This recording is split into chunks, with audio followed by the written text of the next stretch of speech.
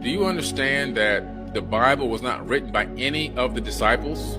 He got flabbergasted. I'm like, dude, listen to me. The disciples, if you were to do your studies, they were actually illiterate men. They couldn't read or write. There was nobody standing there transcribing every sentence that they've spoken either.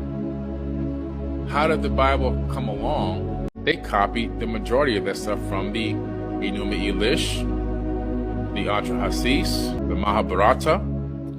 You have some of the Egyptian Book of the Dead. There you have, like, for example, the 42 Laws of Mayat. You know, that's where you get the 10 Commandments that were extracted from that information. You have the Bhagavad Gita, the Tibetan Book of the Dead.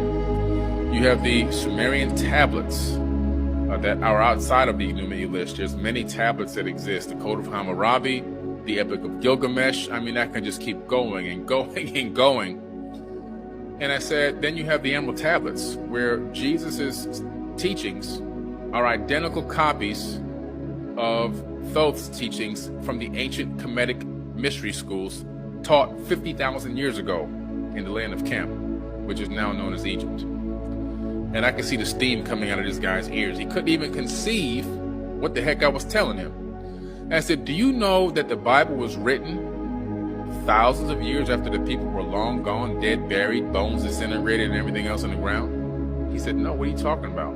I said, listen to me, man.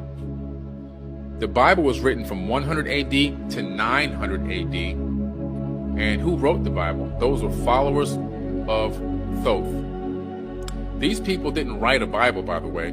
What they did was they started discovering in different caves and different little makeshift buildings that existed a long time ago, these vases with scriptures and cylinder scrolls and papyruses and tablets, and they started collecting them, and they started transcribing that information onto paper. That information over time would be studied by the Gnostics. Even in more time, much later, you have then the Coptic Christians, and then you also have the councils that were formed. Like, for one is the Council of Nicaea, who then started analyzing a lot of these copied and recopied and recopied and recopied and recopied texts, and started analyzing which ones to keep and which ones to keep out. Which ones to keep, they were thinking, let's make this into an actual canonized book.